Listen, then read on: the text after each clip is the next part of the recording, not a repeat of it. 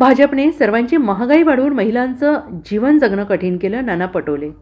Gas cylinder महाग करून भाजप सरकारने जीवन जगणे कठीण केले.